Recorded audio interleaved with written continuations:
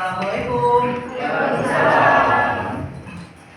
Habis dari pelajaran apa ya kalian? Sosiologi. Gimana kabarnya hari ini? Baik.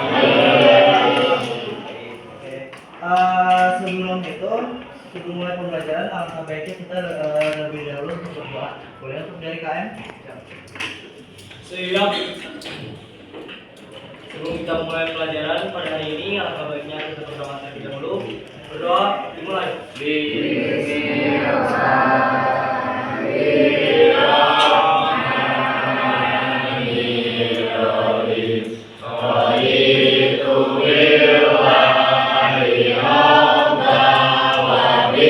Semuanya udah rapi? Tanya dulu. Sebelum kita mempelajari tentang apa biologi?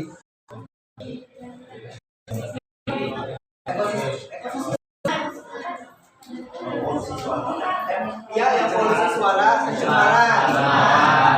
Minggu kemarin kita sudah membahas tentang pencemaran. Nah, untuk yang sekarang ini kita akan membahas tentang bagaimana sih untuk penanganan dari limbah-limbah yang pencemaran tersebut. Nah, sebelum itu di jam pembelajaran hari ini kalian akan mempelajari bagaimana penanganan dari 4 macam limbah, yaitu ada limbah gas, ada limbah cair, ada limbah padat, dan juga ada limbah B3. Nah, terus juga nanti akan adanya game dari kalian yang harus menjawab soal. Oke. Dimulai dari untuk penanganan limbah cair. Penanganan limbah cair itu ada terdiri dari 2 jenis, yaitu ada penanganan non teknis sama ada penanganan yang teknis. Penanganan yang non teknis itu dilakukan dengan cara penerbitan ada aturan-aturan dari pemerintah. Sedangkan untuk penanganan pendekatan dengan cara yang teknis itu biasanya itu yang sehari-hari yang pernah kita lakukan. Nah, contohnya misalkan untuk yang pendekatan yang non teknis, kalian pernah nggak kalau misalkan di sekolah atau misalkan kayak ngeliat di jalan-jalan itu kayak misalkan ada aturan kayak dilarang membawa sampah atau misalkan kayak jangan menginjak rumput. Nah, itu salah satunya itu yang pendekatan non teknis. Nah, apa aja sih sistem dari penanganan limbah cair domestik, limbah cair? Yang pertama itu ada pemandangan limbah cair domestik. Yang salah satu itu adalah cubruk. Ada tahu cubruk nggak? Oh. Cubruk itu apa? Ada yang bisa menjawab? Wadah.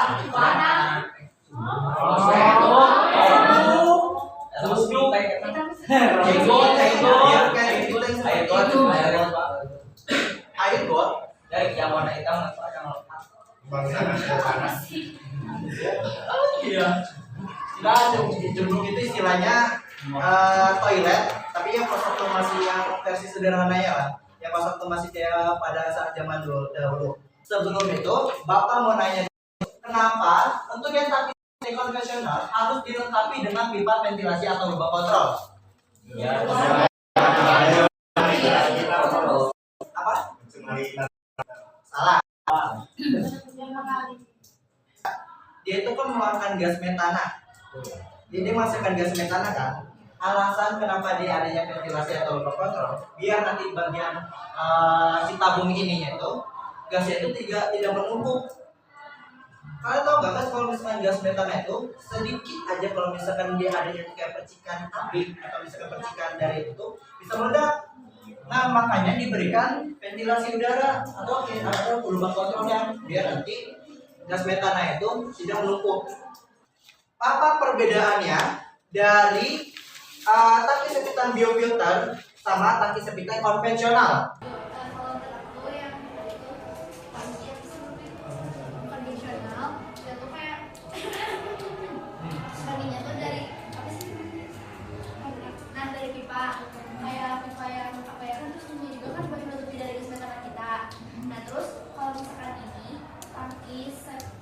Yang biofilter itu kayak itu sebagai pengendap, kayak kalau itu bedanya pakai pengendap kayak batu pecahan, terus batu apung, hidup, terus kayak filter juga gitu. Tapi sama-sama itu. Dikit lagi itu bener tapi nggak apa-apa. Ada tepuk tangan dulu buat Naura.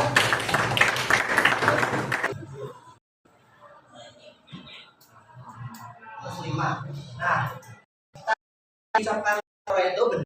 Bedanya dari untuk tangki sepiteng biofilter sama tangki konvensional itu cuma di bagian penyerapannya. Kalau misalkan tangki eceng gondok itu tanaman itu biasanya tuh dia hidupnya tuh di tempat air yang tercemar.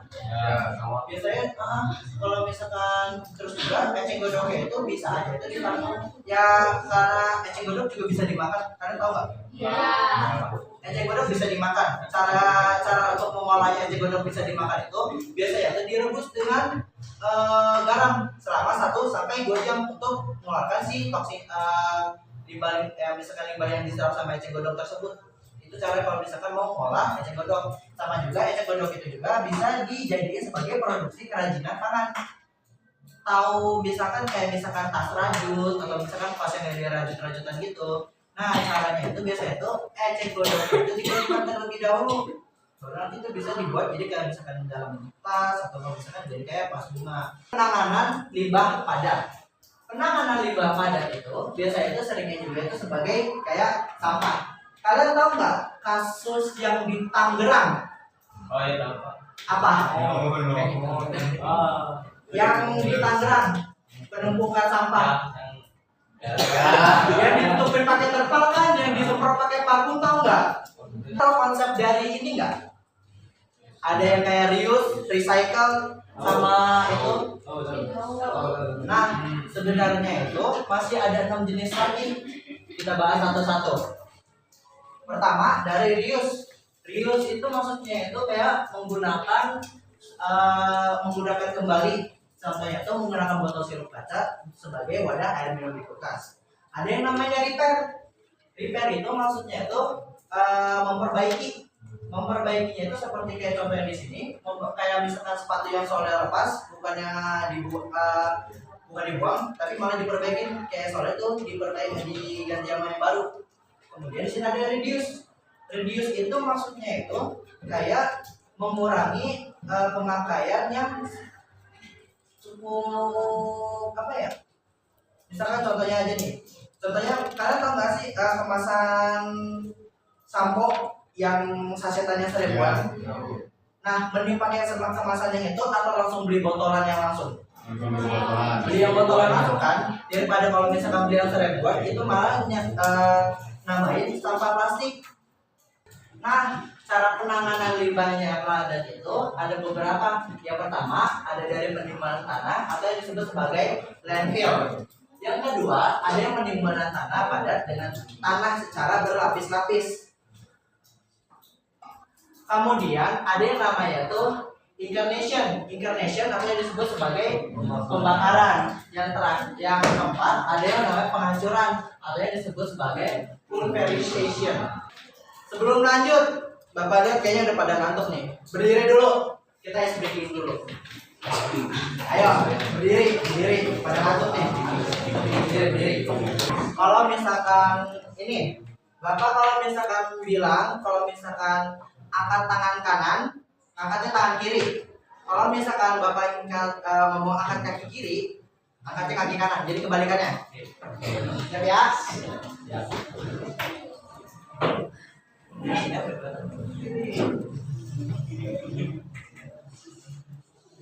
Siap? 1, 2, 3. Kanan kiri kanan. Kiri kanan kiri. Nah kayak gitu. Ayo, ini yang tangan dulu ya, Oke.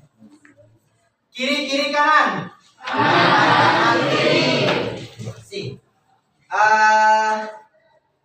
kiri. Kanan kiri. Kiri kanan. Gantian yang kaki. Kaki paling gini aja. Ya kaki nggak kelihatan ya. Jangan ngantuk ya. Kita lanjut ke penanganan limbah gas. Penanganan limbah gas biasanya itu terdiri dari berupa gas, embun, uap, kabut, awan, debu atau haze. Misalkan kayak partikel frekuensi dalam tetesan air kayak misalkan semprotan air kayak embun-embun air kayak gitu, dan juga asap. Nah, alat bantu untuk penanganan limbah gas itu ada apa aja sih? Yang pertama itu ada pengendapan elektrostatik yang digunakan untuk membersihkan udara secara cepat. Biasanya untuk alat ini dia menggunakan bantuan energi listrik untuk agar bisa membersihkan udara. Kemudian ada yang namanya itu pengendapan siklon atau siklon separator. Biasanya itu sebelum itu ada yang mau ditanya dulu nggak? Ada yang mau ditanya dulu? Tidak ada? Oke. Nah, kita lanjut ke penanganan limbah bahan berbahaya dan beracun B3K. Biasanya limbah bahan berbahaya dan beracun itu adalah bahan yang sifatnya itu memiliki sifat konsentrasi limbahnya itu secara baik secara langsung atau tidak langsung itu dapat mencemari atau merusak lingkungan hidup serta juga membahayakan kesehatan dan langsungan hidup manusia. Nah, contoh asal limbahnya itu apa aja sih? Yang pertama itu ada dari misalkan dari kegiatan industri, biasanya itu yang pupuk. Di sini ada beberapa banyak soal nih. Nanti konsepnya gini, kalian akan ngambil soal dari sini. Untuk nanti bapak akan bagi jadi dua, dari sayap kiri sama sayap kanan. Ngambilnya cepet-cepetan, terserah kalian bebas mau ngambil apa aja. Untuk poinnya itu dari ini tuh beda-beda, tapi tersembunyi, jadi nggak akan dikasih tahu. Jadi mungkin dari sebelah kiri dulu, baru nanti yang sebelah kanan ya untuk duduknya. Untuk ngambil satu-satu dari sini. Oke. Maksimal untuk setiap satu orang itu mengambil 3 lembar soal. Oke? Sebelah kiri.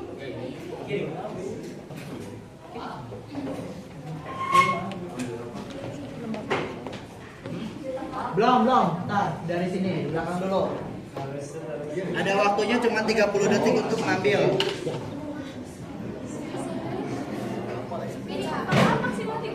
Ya, maksimal 3.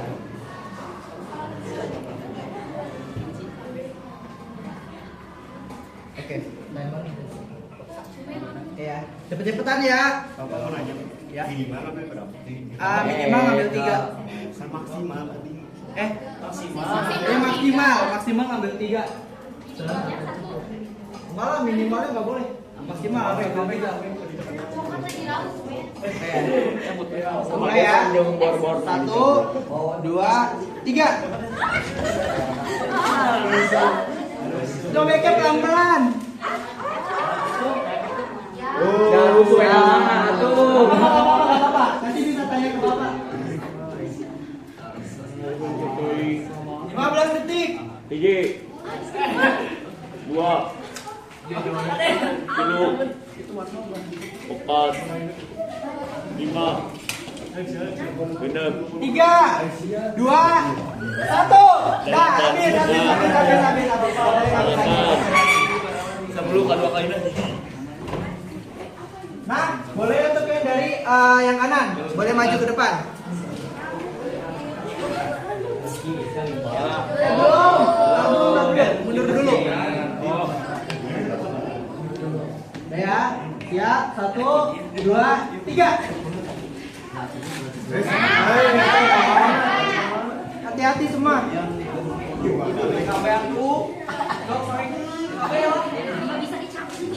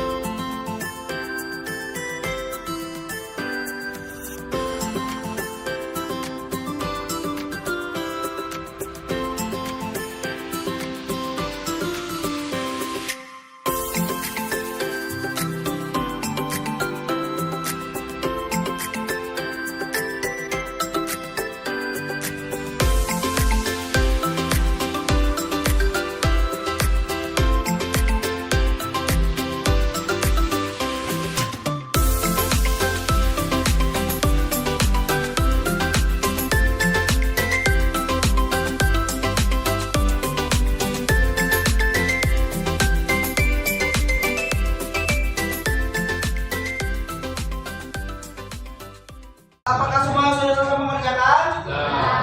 Sudah. Ada yang belum? Ada yang belum? Bisa. Kalau misalkan sudah ya sudah, gunanya nanti dikumpul masuk kaki pembelajaran. Yang belum nanti boleh dikerjakan di rumah ya. Nah, sebelum itu, ada yang bisa menyimpulkan dari apa yang kita pelajari tidak? Salah satu orang. Daerah. Jadi limbah itu dibagi menjadi 4. Kalau yang ada di PPT Bapak ada limbah cair, limbah padat, limbah gas, sama B3. Terus? Terus apa lagi? Apa lagi? Oh iya, jadi kalau limbah cair itu ada cukup sama sekitar. Yang limbahnya tuh ada di dalam tanah atau di gitu. Terus kalau limbah padat itu kayak organik sama non organik yang bisa kita lihat yang ada di sekitar kita. Terus kalau misalkan domestik tuh biasanya dari limbah rumah tangga, kantor. Terus kalau non domestik itu dari limbah pertanian. Kalau D3 itu limbah yang berbahaya bagi manusia yang bisa menyebabkan penyakit atau kayak gitu. Ada yang bisa Kalau dari aku kan benar tadi yang kita sama Cira tentang limbah yang terbagi menjadi 4 itu. Nah kalau aku nambahinnya sedikit aja mungkin kayak dengan yang Bapak sampaikan tadi itu jadi apa ya, bisa mempelajari bahwa kayak kita tuh bisa apa ya, tahu bagaimana kayak cara pengelolaan pada limbah, terus juga bisa mengetahui dan bagaimana juga cara menjaga lingkungan kayak gitu. Jadi dengan pembelajaran tentang limbah jadi kita bisa jadi bahayanya gitu dari. Oh ya semuanya tepuk tangan dulu untuk buat yang tahu ya. Oke. Nah, sudah selesailah dari pembelajaran kita hari ini. Bapak mau meminta dulu untuk kalian untuk mengisi responden.